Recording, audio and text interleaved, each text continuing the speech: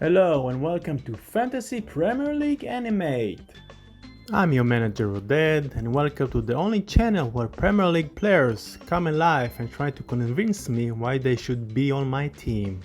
Today we're gonna do a quick review of the game week 21 ahead and look forward to game 22. This was a rotation game week with big teams rotate their defense to fit every 4-day game. Manchester City, Chelsea, Man United and Spurs are the some of the big teams that rotate for this game week and kept a lot of managers short of players to bring them points. My week was okay, I didn't climb the ladder of rank, but could have gone a lot worse, with 57 points on the table and stuck in the million range. So let's see what my team did this week. Some players bought the big points, some are just dead weight in this point, but I did get points from almost any position, much better than game week 20. I had a strong feeling that the game against Manchester United will end up in a 0 draw, with both teams only shot 6 times on target all game long. Arsenal defense much stronger now from the start of the season and they got Wolves next. So clean sheet for Leno. Maybe it was a mistake to keep Cresswell on instead of Dallas cause he still play against Liverpool who love to play West Ham. Even though he conceded 3 goals, somehow he still provided an assist, I don't know how, and got 4 points. Lucky him and me. Bellerin had a good game and kept a clean sheet along with 2 bonus points. Right decision to keep him on my team. With the captaincy band on his arm, he may be starting 11 every time for Arsenal from now on. Rotation hit hard on Manchester City this week and half of the starting lineup defense sat on the bench. I'm sure we'll be back on game week 22. And once again, the transfer I bring out make more points than the transfer I bring in. In this case, Lindelof kept a clean sheet while Luke Ding conceded 2 goals from Newcastle to gain only 1 point. He was back on his right defender position for some reason and not the right midfielder like the previous 2 games, and his deliver pass through the box was way off. I thought Foden may deliver after his blank in this previous game, but this game he was even less active against a tough Sheffield United team. But I will keep hold of him and hoping he will find the net and finishing legs soon. My captain for this week seems lost without Kane. All Spurs seem lost without Kane in one of their weak games this season and count 2 defeats in a row. Spurs' formation was far from a success so they need a main striker and play Son back in his original position. Fernandes blank once again against a hard defense was no surprise to me, but I have a feeling he will be back like Salah did. Can blank forever and a good chance for a good game against Southampton next. Now I'm more than happy for these transfers last week to bring Harrison in. Leeds had a great game, one of their best this season, and Harrison scored a goal and gained 2 bonus points as well, for a very attractive performance from him and his team.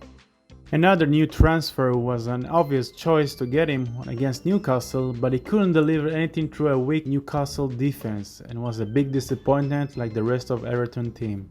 Now to my player on fire. After a long wait of 5 game weeks, Bamford finally scored a great goal and 2 assists as well, with 3 bonus points against unstable Leicester defense. Surely one of his best performances this campaign, and it shows you to never give up on a player even when he struggles. Pay off beautifully.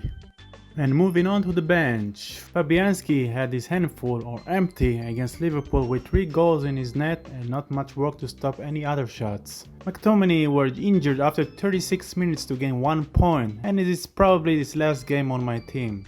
Dallas came away huge with a goal, but unfortunately he was only second in line to sub in, and Vardy, he is still Vardy. On to my transfers. This week I'm settling for only 1 transfer to boost my midfield. Can't afford every week to transfer for -4, not the right rate to get points most of the time. So I decided to take out McTominay, who I cannot even say his name, who got injured in his last game and may not be fit for Manchester United next game. But it's not the why I take him out.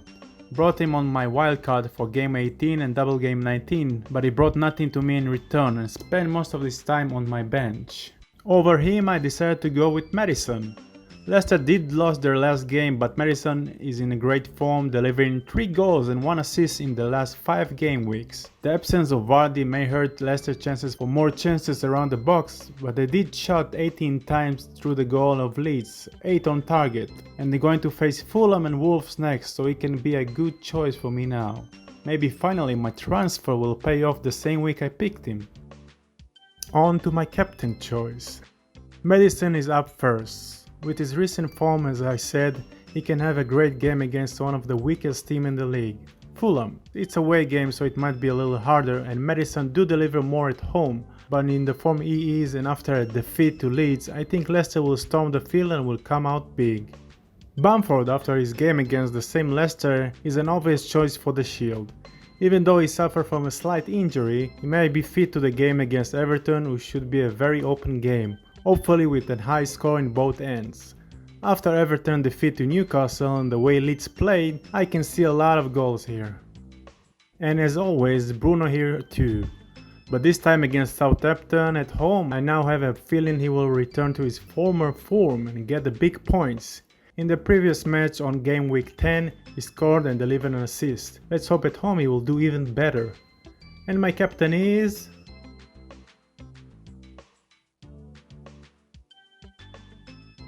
So this is my team for game week 22.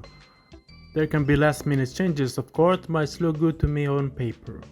Leno and Bellerin will keep their places in my squad facing Wolves. Last time those two meet, Wolves won 2-1. Let's hope with the shape those teams are right now, the outcome will be different. Stone should return to the starting lineup after his rest last week. He should keep his sheet clean as well against struggling Burnley.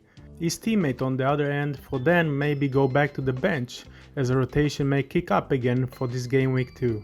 Dallas will start against Everton. Last game he was placed in the midfield position, giving more chances to attack the goal. If he will start again there and with Harrison and Bamford on inside, Leeds can get a few more goals on the expense of Everton. Both Harrison and Bamford in a great shape, and Everton defenders still struggle to get back in form. Son will hope to get more help against Chelsea this time. Maybe a real striker in front of him will help him to be more comfortable and get back to his position. Even though Chelsea defense was effective last game, they still don't have with the new coach their routine starting 11. Calvert-Lewin will try to forget last game and hopefully could score a few against Leeds. If Dallas can bring the points in the attacking end, I won't be too upset if you lose points on the defense end on behalf of DLC. So I hope you enjoyed this video, it made you smile. Much more to come in the future, so if you want to keep up, please hit the subscribe button and press like. And I will sure love to hear what you think I should animate next to get funnier videos for you and what should be improved in my videos as well. Do well and good luck to everyone.